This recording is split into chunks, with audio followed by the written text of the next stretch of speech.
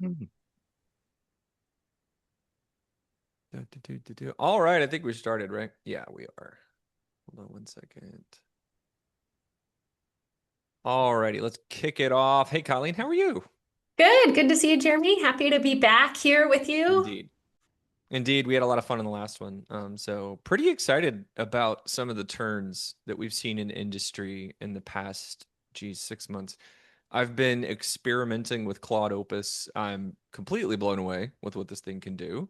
Right. Quite excited, but also a little bit blown away. Again, it does do stupid things occasionally, and I have to fix it. But for the most part, it has done a phenomenal job of accelerating me. So we wanted to have a general conversation with folks about this concept of bottlenecks. If you're a fan of Kanban and Flow, you know what a bottleneck is. I'm a fan of Kanban and Flow. Colleen, you are also a fan. Why don't we just define Hello. that out the gate? I'll let the experts state that, and then we'll jump into a few directions that we can go in this webinar. Yeah, sounds great. Well, so I think you kind of teed this up perfectly. When we think about Kanban, Kanban isn't really a process or a framework. It's just a strategy for optimizing the flow of value. And when we think about optimizing the flow of value, we're really trying to balance three things: efficiency, effectiveness, and predictability. Efficiency just means, are we doing the best we can with the economic resources we have available, which is a Exactly. very interesting conversation when you start Hmm. adding up tokens. Effectiveness, are we giving our customers what they want when they want it, which is also really interesting in the age of AI because Hmm. did they ask for this or was it just easy to build? Hmm. And then the last one, predictability. And for, I think, most of my career, I would probably guess most of yours, predictability has been maybe one of the hardest things to solve for. And Yeah, it feels like it's changing right from underneath us right now, right? for And sure. being able So to, kind of three directions I want to take this, and we'll MC it, and then we'll just meander as we normally do. Any questions that the audience has, please feel free to jump that up. We'll get to it as quickly as we can. Lou will let us know if we're going a little too fast. But my thoughts are, from a software engineering perspective, a big bottleneck that I see in AI is the concept of quality. I want Colleen, you to discuss that from your side because I'm kind of seeing a lot of product teams getting kind of blamed for not going fast enough, yeah. which is an interesting position to be in, given that I've always been the person who's beaten for not going fast enough.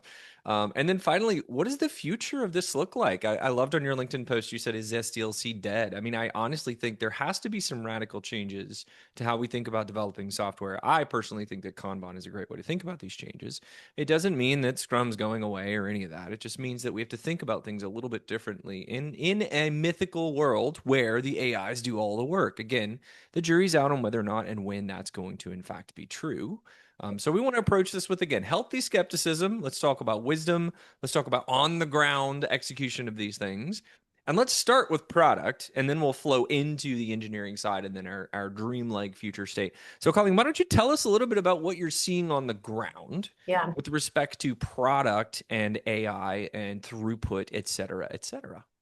Well, I posted about this recently on LinkedIn too, because I even feel like in the last 2 months, this has changed with the clients that we're Hmm. working with. And, I think it made a lot of sense really early to say, oh, cool, we can use Claude to pull a PRD, write the first pass of code, get that checked in.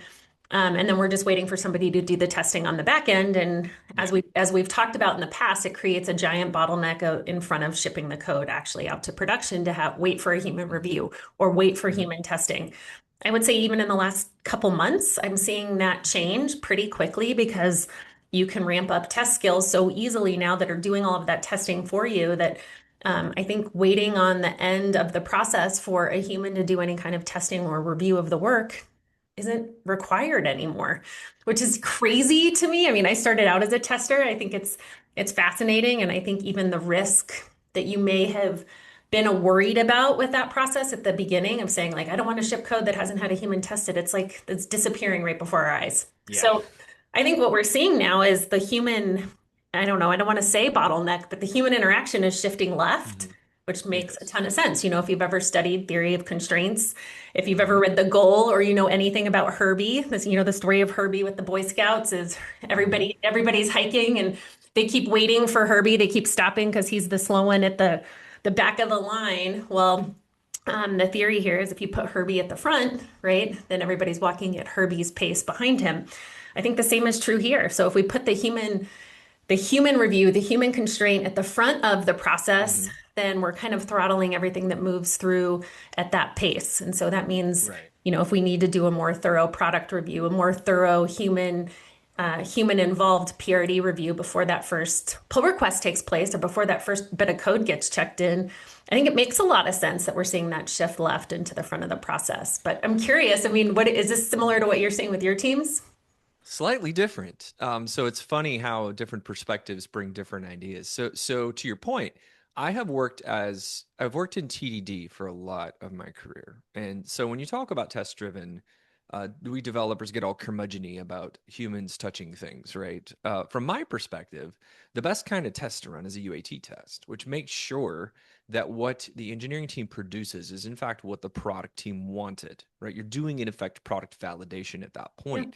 So I have totally worked in and am fine with companies that have manual QA testers that test the code that the developers produce. It's a natural way. It came in the 90s. This is how we did things. All these different organizations segregated into their verticals, and these verticals were owned by different stakeholders with each sort of a branch of government style approach, right? The testers and the product and the developers, and this sort of three branches of government that all fight over what's the best product to put on the market. So if you look at it from our perspective, Claude and agentic tools can produce really great automated tests very quickly. Are they comprehensive? Not necessarily, but if you're a good TDDer, you understand that just because a test isn't comprehensive doesn't mean it's a bad test. If anything, the tests that you're writing as a test-driven develop practitioner are more feature designed, top down. They're designed to execute against a domain, if you will, of concerns. And I've been writing a silly side project with Claude Opus over the past 2 weeks. And I have been able to crank out more automated tests than I ever have in my entire life in a very, very short period of time. I'm sitting at 86% test coverage, which, we can argue over what that right number is. Frankly, I think 86 is plenty because the thing works and it does what it needs to do, and we're not testing models, blah, blah, blah. But to go back to what you mentioned, I think the common thread that I'm seeing is that the output of the machine is so much that we do need to walk a little bit slower. So you just Yeah. described a few bottlenecks in the product side, and from my perspective, we have similar bottlenecks around code quality, right? And TDD was supposed to help for that. Pairing and other things, which we'll get to later on in the conversation, are other ways to solve for this. But I don't disagree at all in that the the output of the machine is now heavily dependent on the collaboration step between product and engineering and QA. So let's say, for example, you're not a TDDer and you're going to have a QA person. So it's Colleen's a product person, Jeremy's the developer, and we have a mythical QA person that's sort of sitting in our realm, right? Where I'm seeing things head and the bottleneck really is the collaboration between the three of us. How quickly can the three of us decide upon what we're supposed to be building? How quickly can we arrive upon a pretty decent spec? It doesn't have to be perfect. And how quickly can we argue over how we need to test this? Once you arrive upon that, the work just happens. It comes out in a very, very quickly. Do you have code to iterate on? Again, if you know how to use these skills and these agents correctly, you can arrive upon code base like that. And now we're all talking about, is this the thing we need to put into production orders of magnitude more quickly than we would previously? Well, and I think everything you just described and kind of how what I said and what you just said come together in my mind, Jeremy, is that Mm, the bottleneck's going to keep moving. And that's where visibility, exactly. when we think about the visibility and transparency that Kanban provides, I think the level of tracking we're doing is Mm, probably going to change. What we track in terms of status of our workflow definitely will change. But we have to be able to see where those bottlenecks are shifting because they're going to keep moving. And I think, yeah. where it may be on the back end or may shift to the front end, it's going to be a constantly moving target, and we can't fix it if we can't see it. So I think as we start to Right. see more teams adopting all of these practices, whether it's ground up development and greenfield development or trying to apply some of the agentic coding to existing code bases, which is probably going to mean completely different bottlenecks, Mm, right, than what we're hmm. describing right Yeah.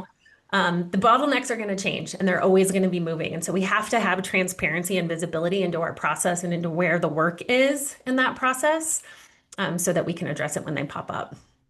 And not to frankly, to do a commercial for predictive forecasting. I mean, to me, when we embraced that, that was the thing that checked a few boxes for me. And again, you don't. This is agnostic of Scrum. It's agnostic of your SDLC. It doesn't matter what you do to estimate because I don't really care. The point is that we're looking at past performance and we're using that to derive the future. That's the definition of a forecast, right?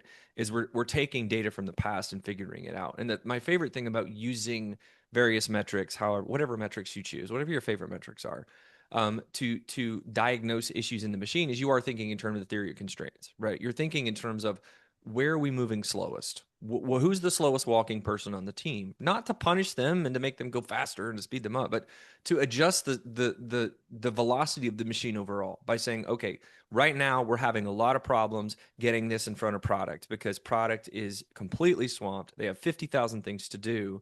Okay, great leadership. How do we adjust for that? How do we pull some of product's time away from going in a fast, tight loop, developing and designing features to get them to help us ensure that what we're putting into production is what they expect, right? Or we delegate that and we say, hey, engineering team, you know what? Now that's your problem. Make sure what I told you is out there, which I've been the recipient of that before, and I don't mind that, right? Again, that I've always said that we work in Venn diagrams. We don't work in walled gardens, right? That's sort of the Yeah. theory of my company. And the more you think about your responsibility in this new world as a Venn diagram, the better you're going to adjust to it because it is. Everything that I'm doing when I'm on the ground working with Claude, I have three agents. I have a database optimization agent. I have a performance and API constraints agent, and then I have a TDD curmudgeony, graybeard developer agent. Sometimes I'll also have a documentation agent if I'm feeling froggy. And anytime I'm doing a particular feature, I'm deploying these three agents to go and build this software for me, and each of them's working in their own stack and creating the assets for me to then review. So if you start thinking about how product and how QA and how development all sort of sit in this Venn diagram, I think you're going to have a more effective and efficient organization, especially as these bottlenecks continue to move and evolve. Yeah, and I think the other thing, that article about the SDLC really stuck with me over the weekend, and I Yeah. think it's a fantastic way to think about how this is all shifting. I mean, I think so much of what we were trying to capture and make visible with flow metrics and things like work item age and Mm-hmm. measuring those things in the workflow is where work was stuck, right? So how long has it Right. been stuck in this spot? Is it waiting for, do we not have capacity in one part of our workflow to pick this up and keep the work moving? And how do we identify that as quickly as possible? But I think what Mm-hmm. we're going to start to see, and I'm probably jumping ahead a little here, but you said, what's the future hold? And I think what we're going to start to Mm-hmm. see is that all of those state transitions are going to be automatic based on where the code is in the workflow. Right. We're not going to be reliant on humans to move these tickets across a Jira board, thank God. And we'll be able to just really start to see where work is piling up and not moving ahead. But all of that to be said, I think the other thing that's going to become really, really important in how we track our work is how does it align to our strategic outcomes and our Right. strategic objectives as a business, because it's never been easier or cheaper to start new work. And Mm-hmm. just because we can start a lot of stuff doesn't mean it's the right stuff. And that's Right. the other thing I'm hearing from a lot of organizations right now. I was just talking with a friend who's a CTO, and he was telling me a story about a CEO who was also jumping into the code to write code for their for their organization and breaking stuff. No. And Get out. yeah, I mean, why not? Get out of my So, I code mean, when base. you think about that, though, I think that's probably something that's happening everywhere, whether it's a product person or a C-suite person or a marketing person. Mhm. It's like, well, I can also contribute code now because it's easy and I can just tell it what I want it to do. That doesn't Right. mean it's the right thing for us to work on. It doesn't mean it's the stuff the business prioritized or that the customer asked Right. for. And so just because it's cheap and easy doesn't mean it's right. And I think that that strategic alignment is going to be the second layer of visibility that's going to become really important as we start to see this get faster, faster and cheaper. Yeah. And you hit on a big thing. And again, I don't mind CEOs contributing to code bases. I am a CEO who contributes to code bases. I was being funny. But certainly let's talk about how the bottleneck that I'm seeing in the engineering organization is the same bottleneck we've always had, and that is this concept of quality. Quality is a moving target, right? Quality for one engineer might mean something totally different than another engineer. If you're a TDDer, you might think that quality means I have 86% test coverage across all my features and all of my tests are well readable and the code is well maintainable and I can read and understand it and all my functions are less than 50 lines, et cetera, et cetera. And these are all very good metrics. These are metrics that you can feed to a skill and it will do a pretty decent job at reproducing that type of code style. The bottleneck when I'm talking about quality in the engineering team is our ability to cognitively take what these things are giving us and figure out if it is good. Now, is there a world in the future where I simply tell the machine what I want and it spits out things that are 100% exactly what I expect? Maybe. I'm not sure. It depends on how good these models get. Remember, they're still stochastic models, there's still randomness in there. But let's assume for a minute that these models are really, really great and they always produce what I want. I still would argue there has to be some level of check from an expert, i.e., a developer, someone who's done this before, to understand what the machine is producing, especially when you start looking at massively what I call cross stack development. So, in my silly little side project, it's an API with a front end, what you would expect, right? What I get asked to build all the time, what I built 100 times in my career, is the API is written in Golang, and I have a Docker suite, and I have a database, and this and that. Anyone who's built production software understands that database tuning and building APIs at scale is very difficult. And you have to know what you're looking at. You have to understand what you're looking at. And again, I'm not arguing there could be a future where a Claude DBA skill can produce the most amazing joins and queries and hashes and all this and that, which, a matter of fact, mine's done a pretty good job, by the way, so far of doing it. But there still has to be someone looking at this code for now, right? And the bottleneck has always been quality, where we've argued over is pairing the best way to do this, is developers doing PRs. Like every organization has a PR requirement of two reviews on a PR. Like there's plenty of things that we put in place as an engineering team to say this is what quality means for us, right? You can code and program all of that into these agents and into these skills to get a good result on the other side. But the amount of code these things are producing is cognitively ridiculous. It Yep. takes me more time to sit there and read through the PR, the 6,000 freaking line PR that Claude produced for my CRUD on a simple API than it ever did sitting there, and telling it what to do. So the bottleneck has shifted away from what are these practices that developers have to do in order to produce good results themselves by writing the code themselves into can I take these patterns that I have in my mind and look at what the machine is producing and do pattern matching and figure out if the code is good based on what the machine is producing? I've been a consultant for 10 years and my entire life is reading other people's code. That's all I do, right? We need I a Jeremy am bot, a I am Jeremy really agent. good. Yeah, right. It would be very snarky. I'm very good at reading code. I'm very good at understanding other people's code. I'm trying to be arrogant here. Just done it for literally 20 years of my life. I still have trouble with the amount of code that these things produce. So, what I'm seeing in the future, now let's switch the gears to future state, is that in the new world, there has to be a system that reduces the cognitive dissonance of you have so much coming from product, so much coming from engineering. You have this problem of is it the right code? Is it tested properly? There has to be a system in place or a set of rules and ideas that help us understand if this is good. And there's things like greptile. Have you heard of greptile? I There's haven't. a few pretty cool tools out there that are like automated PR assistants. And it's like you're throwing automation at automation. Like we Right. have this big ass 6,000 line PR, and then I have Greptile that's going to come in and tell me that's good. Well, how can I trust that? Like, who do I trust at this point? Right. So there still has to be the industry has to grow in trust where everyone trusts these tools more. But I have an argument. I think really pairing is going to be a thing we need to do for the foreseeable future, especially when you're looking at the amount of code that's produced. Like two developers can understand more code at once, especially if two developers and a product person are sitting in a pod and talking to the machine and saying, hey, go produce this thing for me. How do you metric that? I don't know. But I think it's an interesting problem to solve, right? Because there's so much coming out of these machines. In my own personal experience, I can't parse it all. It's too much. Well, and I think you said something really specific there that I want to come back to. You said is the code right? We Mm-hmm. can program skills, we can use all these different agents to validate that the code works, that the code Mm-hmm. is functional, that the code is Right.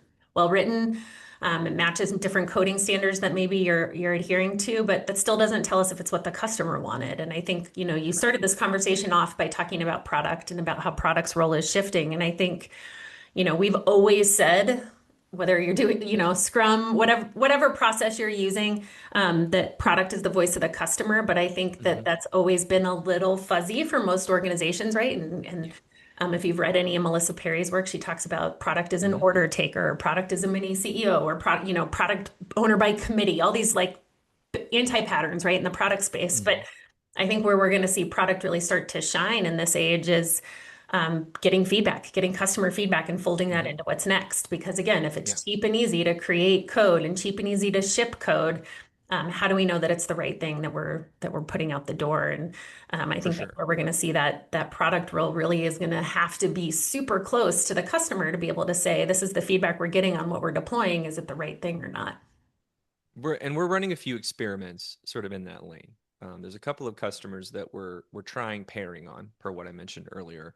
And another idea that I think would be interesting that I would love to try is to, so you probably heard of, cross-functional pods. We've done that, right? You and I've sold that together at other consulting firms. Like cross-functional pods make sense. You have a product person, usually that's a scrum master or potentially just a glorified project manager. And then you have the engineering team is behind the veiled curtain. And you sort of, put them in the back. Don't talk to those guys. They'll build the code for us. Now, I think more than ever, what's more important is the collaboration between the unit. So what I would like to try, and we're going to experiment with this with other customers and on our own as well, is what if you took two engineers who were pairing, and then you took product and you embedded them in front of the machine. So now instead of having these holistic organizations like this one big vertical tier of product and this one big vertical tier of engineering and another big vertical tier of QA, this is what we've been trying to do for a long time, and some companies have done this successfully. You build cross-functional pods, and these pods are the work streams. Like on a program level, right? Normally, what do? You matrix it. You have one big giant program that cross-cuts these three organizations, and you get your assigned humans from that. And you have another big program that cross-cuts, and you get your assigned humans from that. Again, you can think of it as matrix, right? What if instead we distributed it and we said, okay, every product team is a product person, two developers, and a QA person, and they have the agents. And then your CEOs and your stakeholders work together to strategically align all of these individual little distributed worker units. And this guy's tied to that revenue outcome. This team's tied to that revenue outcome. This team's tied to that revenue outcome. And now instead of matrixing across these giant, monolithic, slow organizations, you have a bunch of really nimble, super fast pods that you can feed information and work into and then test that almost immediately because we can deploy this into production in no time flat, right? There's lots of challenges with this. How do you enforce quality across all organizations? How do you enforce strategy across all products? Like there's plenty of reasons I could think that this would be difficult to do. But I would find that to be an interesting thing. What have you seen out there in the wild? Have you seen any interesting Yeah. takes on maybe even organizational structure modifications to that? Yeah, I mean, I think what you just described, I was going to say, is what I've definitely seen a lot of organizations trending towards is these small Hmm. pods. I think the construct that we've been taught for so long from a Scrum team perspective of, less somewhere between 7 and 10 people, all focused on, cross-functional roles, all working together to Hmm. organize their work is frankly too big now for the way that we're working. So the model you just described of pairs working together I think is one way that I've seen this going well. And I think I'm seeing a lot of hiring right now around product Hmm. roles for that reason, right? You need a product Hmm. person to work with that pair or maybe two pairs, but not very many to keep them focused on getting that feedback and making sure that there's alignment to strategic outcomes. Right. I think the other piece of that, though, that's also shifting is the granularity of work that we're tracking. So we're Hmm. so used to doing all this Yes. upfront planning and saying, here's an epic, and let's break it into 3 features, and let's break those into 20 stories. And nobody cares anymore. Thank Your you. user stories are no good here. And so All I think praise to the AI gods. Thank you. I'm yeah, so yeah. ah. Well, and I think in some ways, this is something we've been talking about with Kanban for a while in terms of Hmm. like, how do we focus on the smallest piece of shippable value? That Right. made people panic before. They were like, well, that's Yeah. too big. We were told our user stories needed to be as small as possible. And I'm still working with clients where it's like, we have a front end story and a back end story and a test Yep. story. The None, unit like, of work, the no, we unit don't of need work that anymore. ticket. Yeah, Yeah, and so I it's think in addition to yes. seeing the teams get more team, and I'll use team loosely here, but like that pod-based model of like a small group Mhm. working, the work item is now the feature, right? Yeah, And it those is. tasks and Yep. those Mhm. small level things aren't Yeah. something that the team needs to break out, that product needs to break out. God forbid we don't need to estimate all of that shit. So it's like, how do we just focus on getting these features into Yeah. small chunks so that we can get that Mhm. in front of users quickly and get feedback? And I think that's really where we're going to start to see the biggest changes to not just how we work, but what kind of level of tracking we're doing. Yeah, So this is blowing up Dora metrics too. If it anyone's a fan, is. it has done Dora metrics, which I've again, I don't care. Like there has to be a way to see how fast the machine is going, right? I have no problem with metrics. The challenge is Goodhart's law. When metrics become a target, they cease to become a good metric, right? And in this particular case, the reason I was so drawn to the predictive analytic and the Kanban, model is that it's really not about the unit of work of estimation. And that's what took so much time. And Safe's a big fan of this, where you spend, an entire day figuring out what's the appropriate I do sizing of too. stories and you do all this other stuff and whatever. I have Safe companies I work for. But what I love to see is that this particular way of working is going to destroy enterprises that are so wrapped up in their monolithic tiered structure of how work gets passed between different assembly lines. Yep. And these smaller teams that are more nimble and more quick and able to pivot on a dime and especially attach what they're doing to real revenue targets and real product ideas, which are backed by AI research and all this amazing stuff you can do in Claude and these other ChatGPT and these other tools. It's going to blow the doors off of these big enterprises. They're going to get eaten alive by the smaller companies. And no, I'm not talking about vibe coding a Salesforce clone. That doesn't work. No, maybe one day, but not right now.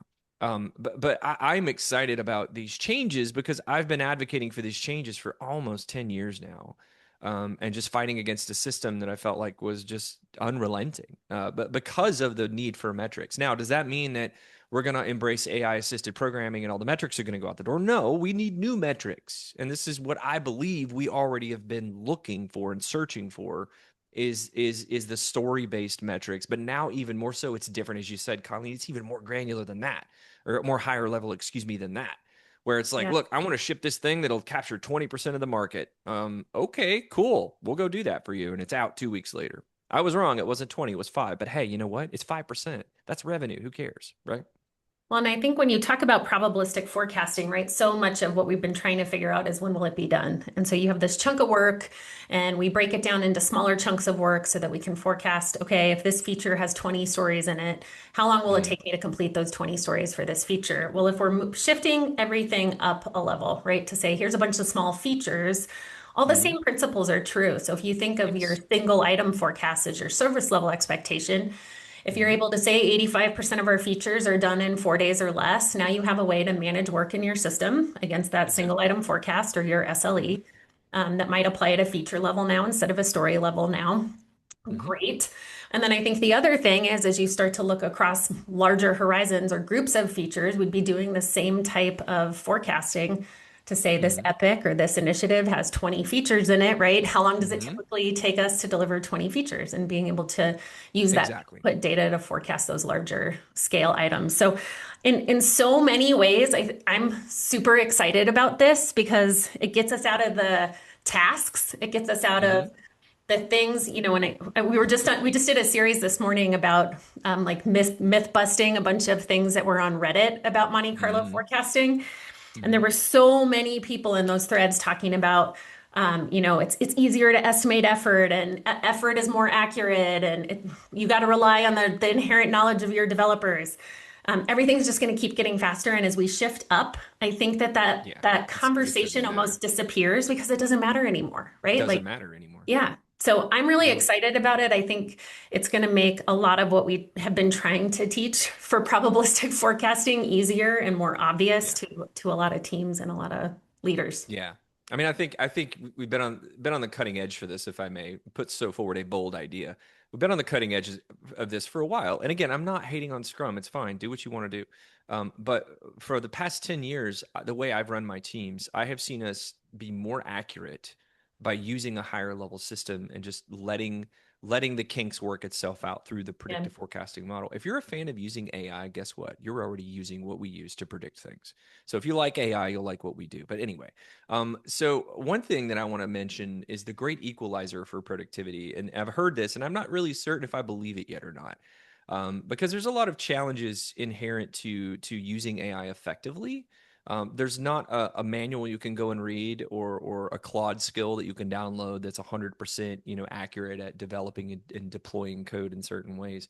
But something that I've seen is that using AI is a bit of an equalizer for the same amount of tasks. If you have two teams, you don't really care anymore about the individual output of each of those teams, because if you're using AI assisted and you have assuming good input to both teams, you're going to get roughly the same output from both. Have you seen that in practice? I have not, but I would love to hear from you. What are you seeing on the ground with the teams that are using AI from a productivity perspective?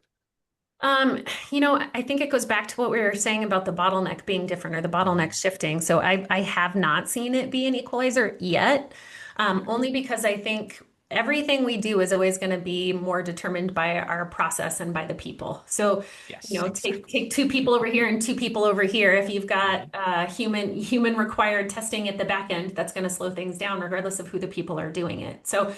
I think we have to look more at the practices than the people doing the work or the agents doing the work in this case. Mhm. I also think it's worth calling out that, when we talk about a lot of the impact that AI is having on software development, I would say a lot of the success stories and a lot of the exciting things we're hearing about and reading about are greenfield development or startups or new Yes. products. And I'll have to find it for our show notes today. There was a fantastic article in The Atlantic last week talking about the Mhm. future of AI on jobs. And it was Yep. talking about how all of this new stuff is always great until you try to apply it to all these antiquated legacy piles of shitty old code, right? So go to a bank, right? Let's go to Wells Fargo and try to Yep. help them apply all of this cool new agentic coding to their code base and see what happens. Right. It's not gonna be as fun. It's not gonna be as pretty, right? And so there's always this I guess clash, I would say, between Mhm. the reality of legacy systems and the new sexy stuff that's being introduced. And I think Right. that's really where we're going to start to see the biggest gap in application and the gap in success in this is that, Yes. right? And we've been in this industry long enough. We know how much everybody loves to rebuild things from scratch. So is that where we're headed next? I don't know, but is it going to be You know, like constant rewrites of all these legacy systems because that's cheaper and easier than updating what you currently have? that's the difficult piece is the economics. So Right. I worked on AS400s probably 7 or 8 years ago. I was working for a local company here in Atlanta, and their entire stack is on an AS400. And I had never seen an AS400 before. I had no clue what this thing was. I knew what DB2 was because I worked at Home Depot, and they were big DB2 fans. But I spent probably a week figuring out how to deal with journal file systems and all the fun stuff inside the 400s, and quickly found out that it's not a place that I am interested in being ever at all, because of the skills. I mean, I like computer history. I think it's cool to work on something that old. It's neat. It's kind of like you're working on an old Ford Model T. But it's not something that I was interested in. And to your point, most of the models that you see are trained on very modern coding practices, because the idea is that modern coding practices and modern coding frameworks are exist in order to solve for some of the harder problems, right? If you think of why does Rust exist? Well, because it's atomic data types, and it's easier to run parallel. It's easier to do parallelism in Rust than it is another programming language. Excuse me. Golang has Channel, which is CSP. Totally different type, totally different paradigm of doing threading. Like, these languages were built to solve specific problems in computing, right? So if an AI agent is trained on all of that and you hand it a Fortran 66 code base, it might not know what to do. It might. I mean, if you train it enough, it might be okay. But to your point, I was talking with Rob Mee, the founder of Pivotal, probably 3 or 4 years ago when he started his new company, Mechanical Orchard. And one of the things that they were looking to do is exactly this, using AI to transform older code bases into newer code bases, or to take like an old bank's AS400 stack and upgrade it and turn it into a modern system. The economics of that are extremely difficult, right? Because how much money are you going to spend in testing a heavily compliant based compliance based system, especially in fintech.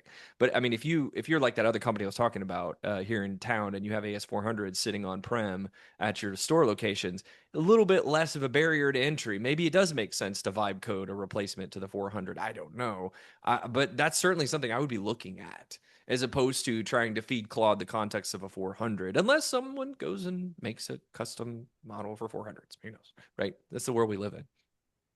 Yeah, I mean, I think that to me is the biggest question mark with where we're headed in terms of how this starts to scale and grow inside the enterprise. And I'm working with a handful of clients right now where they're not allowed Hmm. to use any of these tools inside because of Yeah, yeah, yeah. We see regulatory, that because of too. compliance, because of Yeah. data. And so Hmm. there's that piece too that I think there's also going to be a big hurdle to make for these large enterprises to even feel comfortable pulling any of these Hmm. tools into what they're doing, Hmm. let alone pointing it at existing old legacy code bases. So it's really an interesting spot to be. I think they always say, right, that like when you think about technology and you think about the demand, right, for skills, it's always on the front end and back end. There's kind of like a gap in the middle, like you said, right? Right. We Hmm. we want people that can do cutting edge agentic coding, vibe coding, work on these teams of two, ship Hmm. fast, write great skills. And then there's going to be, I think, high demand over the next couple of years for people that can work in those old legacy code bases successfully because Yeah. it's going to take a long time for us to bridge that gap. And Right. I think it's something we've seen over and over again in this industry. It's kind of repeating itself in just a different context. For sure. So two other bottlenecks I see, and similar to organizational designs for the future state that we're talking about. One is full stack. Ugh, I hate full stack, but it is a thing, right? Unless you're in Ruby on Rails, then it's fine because Ruby was built for full stack. But I hate JavaScript, and even on my little silly application that I'm building by myself, I just rubber stamp the JavaScript, the React code. I don't even care. I don't know what's there. I don't want to know what's there. I don't want to even read it. But when I'm looking at my Go code and my backend stuff and my API stuff, I'm like very meticulously reading through like what's going on, what's going on, what's going on. So we live in a world where development is quite fragmented. Like you still see JavaScript and React UI developers versus backend developers. I see this all of my clients, Yep. billion-dollar companies, not one of them looks for a true full stack developer, because I think the industry recognizes it's very difficult to have someone who's more front end and visual and aesthetically driven. Although you can be a very technical React developer, don't get me wrong. I have lots of them on my team that are very like component and single responsibility principle, and they build beautiful components that are completely reusable. And then they let all the UI stuff, like the designers, do all that stuff, right? They just copy what they see in Figma.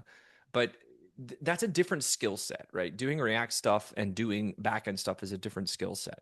So in the future, in this crazy world where we're all sitting on pods and we're building software amongst ourselves, maybe there's still that segregation between backend and front end. I don't know for sure.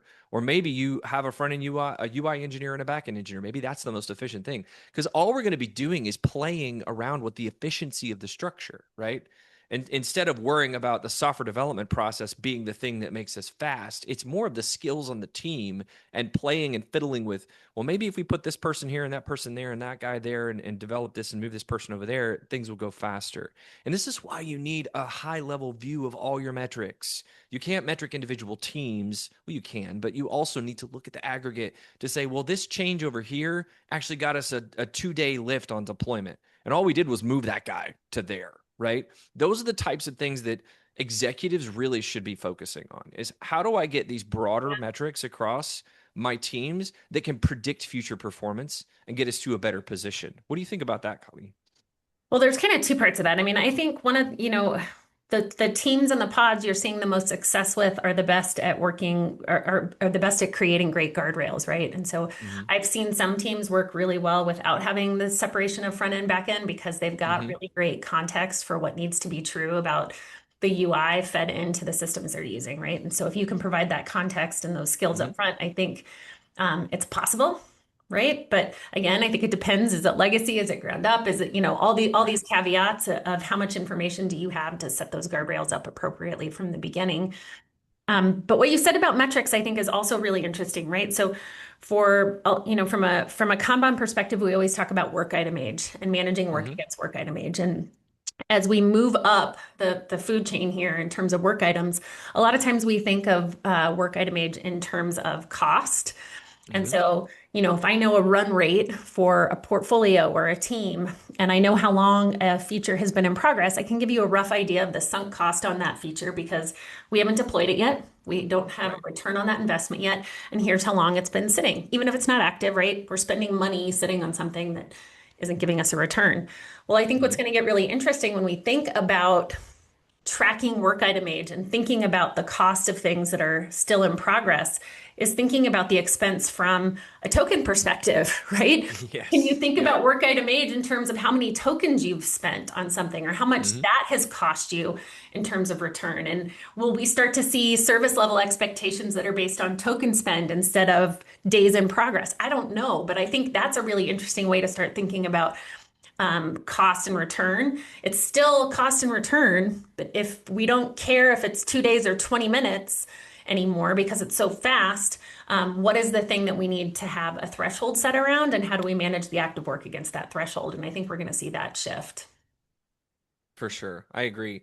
The other the other interesting thing here too, and the other interesting bottleneck I see that's sort of similar to that is the junior developer problem. Have you heard anyone talk about this in Yeah, the AI world? It's like like I remember seeing some kind of nuclear post on LinkedIn, which by the way, don't read anything they're on all LinkedIn. nuclear on I LinkedIn. don't read anything there anymore. I feel like every social network I've been a part of is complete trash. But anyway, it's talking that there's no like basically developers are going to go extinct because if there's no junior developers that can't learn to write good code, and there's no senior developers, eventually all the senior developers die, and there are no developers. It's a bit of a backward understanding of how organizations work.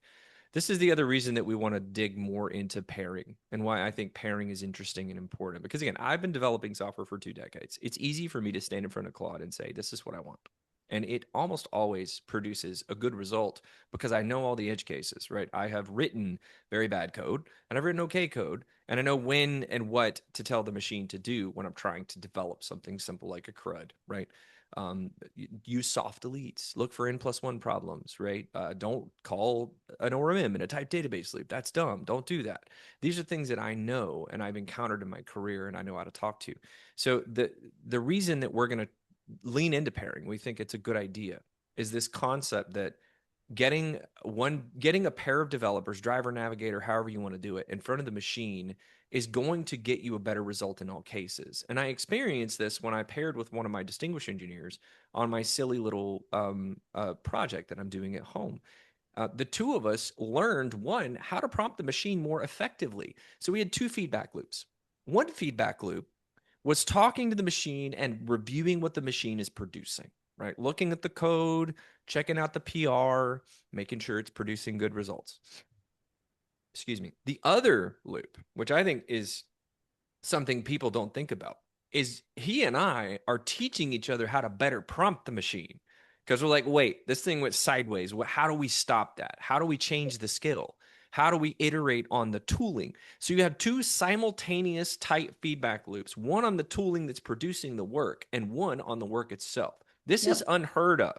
In a Kanban flow, the welder makes the door, and you don't go out and fix the welder in the middle of it creating the door on the assembly line. We're in a really interesting spot because we can continue to iterate on the machine itself while we're also iterating on the output of the machine, which is another reason that my theory that we have to have more bodies on the floor when we're doing this work. Otherwise, one person, yeah, good luck. Getting junior developers or apprentice develop whatever you want to call them, emerging talent in the door and having them kind of sit beside you and watch what you're doing will help accelerate them 5 times faster. And we know pairing is great for growing. I know pairing is not supposed to be mentoring. XP talks about this, but let's assume for a minute that we're in the right system. These people who are coming in and watching you prompt the machine will learn how to prompt the machine, and simultaneously they're going to learn how to vet the output of the machine because that's what we're doing. We have those two loops going. So I'm actually pretty excited Yeah. about that idea. I don't think that junior developers are going to go away. I think we'll have more what you're calling AI native, which is totally a marketing term, by the way.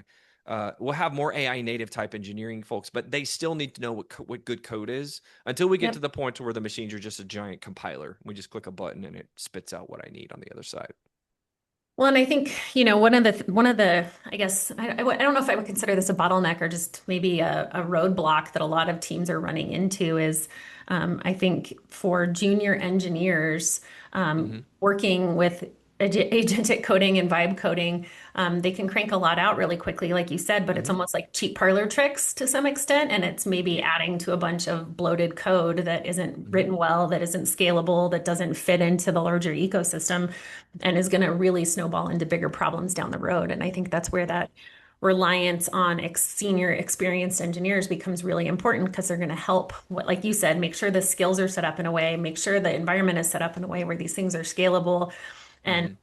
make sense as the code base continues to grow in this way because For sure. that's like the kiss of death, right? With all of these Yeah. things is having this massive code base that isn't easy to debug, to add to grow. Hmm. And so I Yeah. think that's the thing where that partnership becomes really important. I think you're going to have a lot of junior engineers who are great at vibe coding and Hmm. working in these environments and working quickly, but you need the senior engineers to help make sure that it's scalable.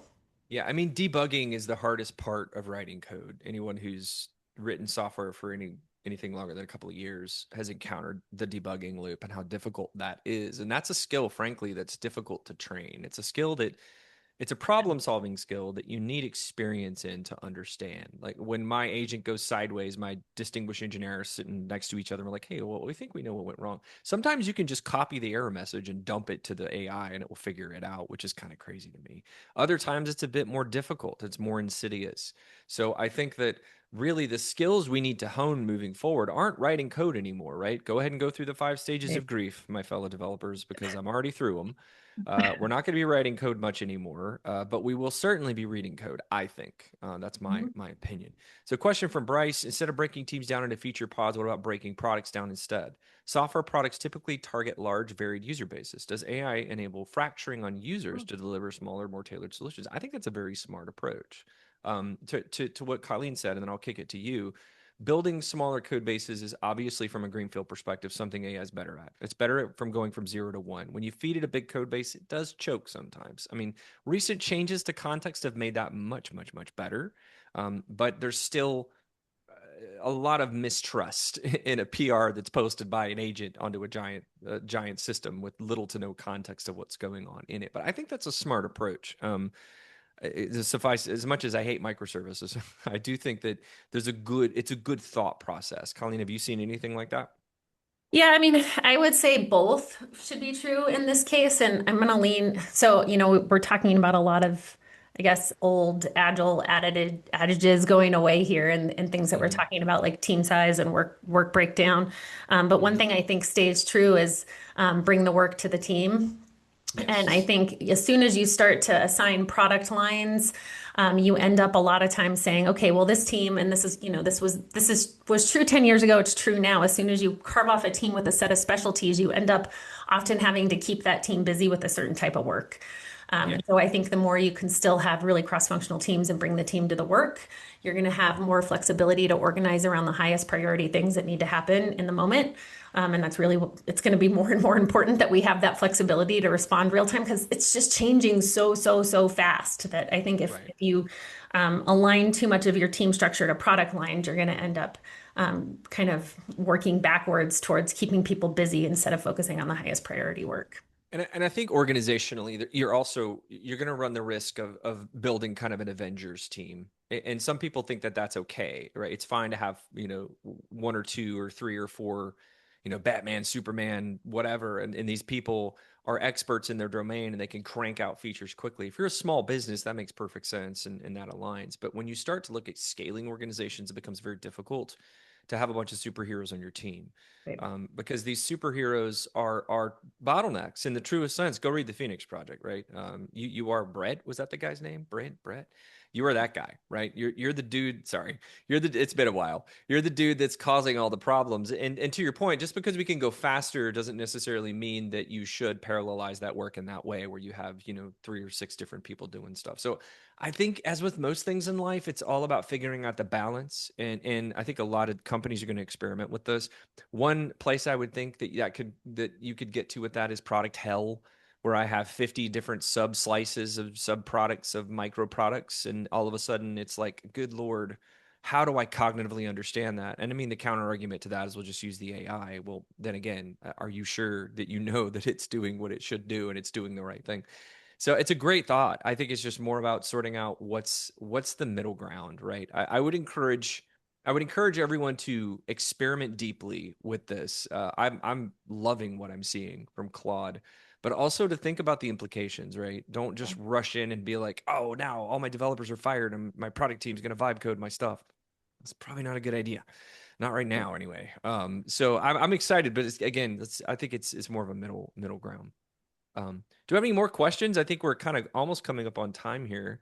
So we've got till 3 o'clock. If not, we can chat for 10 more minutes about stuff. But is there any specific questions that we want to hit? Colleen, did you have any other thoughts that you might want to throw out there as we're waiting? No, I mean, I think all of the things we're talking about here are going to continue to change, and I think that's what's exciting about this. Yeah. I mean, we always talk about how, we can talk about measuring bottlenecks and tracking bottlenecks and visualizing Hmm. bottlenecks, but the reality is it's always a game of whack-a-mole. And I think that Hmm. that's really true as this landscape keeps changing, is that it's going to keep shifting, right? And I Hmm. would love to sit here and tell you, here's all the bottlenecks, and here's what you need to watch Yeah. for, and here's what you need to measure, but probably by next Monday my answer will be different, and it should be, Yeah. because it's kind of the nature of bottlenecks. So it's like once we start to manage one and address one, it's something else is going to pop up somewhere else in the system, and that's definitely the nature of software development. AI doesn't take that away. I just think it's going to mean that it's happening faster, and we need a way to Hmm. be able to see it sooner and respond to it sooner because it's going to be all over the place. And so I Yeah. think that's where the more we can visualize where work is, and where those bottlenecks are starting to creep up, whether it's a expense or time-based type of bottleneck or constraint, we want to be able to see them as quickly as possible so we can address them. I think it exacerbates that Yep. problem because we have everyone's air quotes so fast now that it's impossible to really know the state of the system, right? Yeah.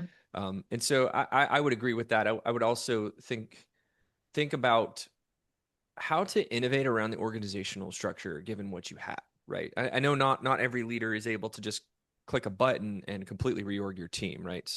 Some of you may report to folks that are in billion-dollar companies, and you really don't have much control apart from what the executive team tells you. I would think if you can experiment with how to align humans to work streams, that's probably the best thing to do right now, knowing that it's not going to go away, right? AI is here to stay. The models will get better. They'll produce better results. And I'm actually kind of excited for that because I don't have to write code anymore. I could just tell it what to do and then go make sure it didn't do it sideways. But I expect the teams and the companies that are going to excel are the ones that don't lean into the legacy approach and they think about ways to align their existing organizations to this new sort of laser chainsaw that we have. And on the product side too, the tooling over there is getting even better, right? Colleen, you're getting really great stuff. Maybe spec-driven development becomes a thing where we get Yep. handed gherkin and all of a sudden we have code on the other side. I don't know Yep. where we're headed. But I know it's an exciting time to experiment for sure. Definitely. Yeah, I'm excited too. And I think, I mentioned the other interview or podcast I was on this morning where we were talking about myths around Monte Carlo simulations and probabilistic forecasting. And, by the end of it, we were talking about like what's the biggest barrier to people understanding MCS? And the answer from Hmm. both panelists was curiosity. And I Mm. think you could apply that same thinking here, right? It's like, oh, it's not going to work, or oh, this doesn't, I'm never going to use this, Hmm. or I'm never going to apply this, or it's just going to slow us down. Well, just try it, man. Like all of Just this try it. stuff, right? Yeah, I just think try that it. there's just a level of curiosity that's required from anybody that wants to stay relevant, that wants Hmm. to stay employed, God forbid. But you have to approach all of this with some curiosity because it's new for Yeah. everyone, even though, there's a handful, maybe more of self-proclaimed uh, experts in all of these different spaces. I think we just have to approach this with a level of curiosity to say, we're going to try different things out. We're going Yeah. to see what's working or not working and adapt from there. I say healthy skepticism. I've always been a skeptic by trade. I don't like the crap I'm reading on LinkedIn about, I vibe coded a Salesforce replacement in 3 days. Like we know those things to not be accurate and or truthful. So just assuming, taking all the experience that you have, and again, applying curiosity. I think 6 months ago, I was fiddling around with this agentic stuff, and it was absolutely terrible. We turned the corner in November, December, like we totally did, and it's really, really cool what I can do with this thing now, and what it gets right more often than it gets wrong. So I think that's the key. Healthy skepticism and thinking in terms of what can I change to meet the tooling, right? As opposed to let me change the tooling to meet my needs.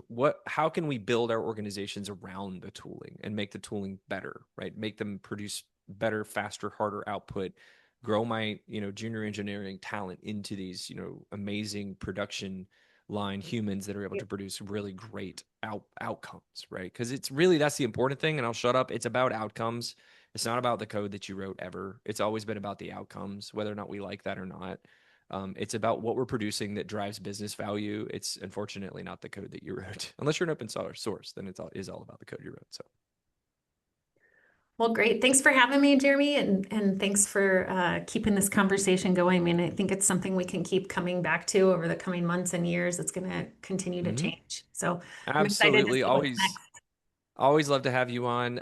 We'll continue to chat about this. And if anyone's looking to ask more questions, feel free to hit us up on LinkedIn. Colleen is on our post. I would love for you to ask us more questions if you have any. Again, what we produced today was a little bit of hand wavery, frankly, because we don't know what's going to happen. But I think it's very interesting and useful to have that conversation, to start thinking in terms of the experiments that we're running. I am excited to report back once my pairing experiments are done, exactly what happened there. It's going to take us a couple of months to really establish what that looks like, because we do want to do it right and produce real results for the industry to see the difference between pairing and non-pairing. But thanks everyone for joining. We appreciate your time. And Colleen, have a good rest of your day. And we'll talk You to too. everyone on the Thanks, next one. everybody. Thanks. Bye.